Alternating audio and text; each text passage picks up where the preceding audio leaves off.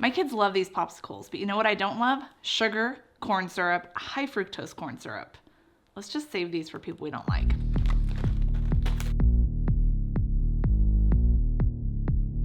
First, let me clarify, because I'm not sure if I can say the word BOMB without getting put on some sort of secret government list. So instead of calling these pops, we're gonna call them rocket pops. These iconic popsicles come in 3 flavored layers, but don't let that scare you. It's actually very easy to make these and very easy to turn your favorite summertime popsicle into a sugar-free treat. So let's get to popsicling so I can prove it. That's not a word.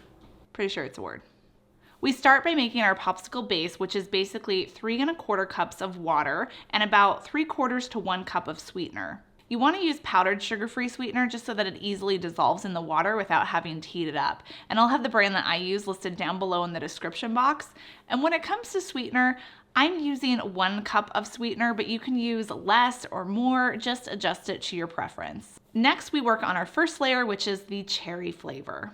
Pour about 1 1/4 cups of sugar water into a bowl. A measuring cup actually works best for this, so we can easily pour it into our popsicle molds without making a mess. And then we flavor it. I'm gonna be using cherry flavoring extract. Of course, I'll have this listed down below as well. If you're using concentrated flavor drops, just use 1/4 teaspoon. If you're using a regular extract like I'm using, it'll be 1/2 teaspoon.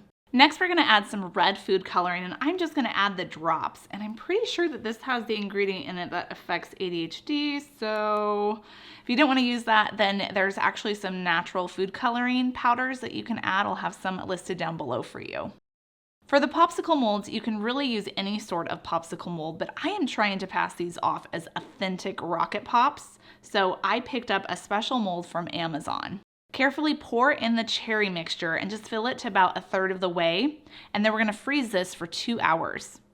Next, we make the white layer, which is actually lime flavored. You'll need to add 3/4 cup of our sugar water to a measuring cup, and then add 1/4 cup of heavy cream, or you can use coconut milk if you're dairy-free or vegan. When it comes to the lime flavoring, you have a couple of different options. If you have some lime flavoring extract, you can use that. I forgot to order that, so instead I'm gonna use this citrus salt from an electrolyte drink mix from Element. This actually gives the best flavor for these. It's so good, I could just drink this. Toss in a few ice cubes, a little bit of rum.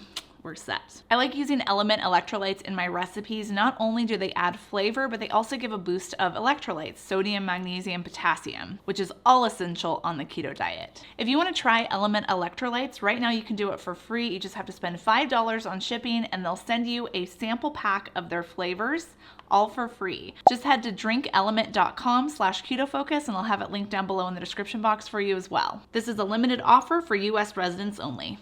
Then we freeze this again for 2 hours.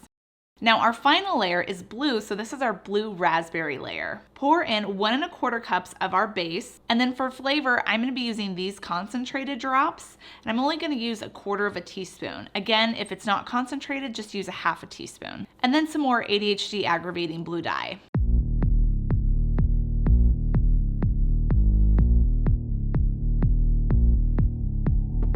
Then we let these set for 2 to 4 hours or just overnight. And then look at how magical these turned out. I am ready for some fireworks and to sing the Star Spangled Banner. I'm loving this flavor combination, but if rocket pops aren't your thing and ice cream is, well then click right here because I show you how to make keto ice cream bars.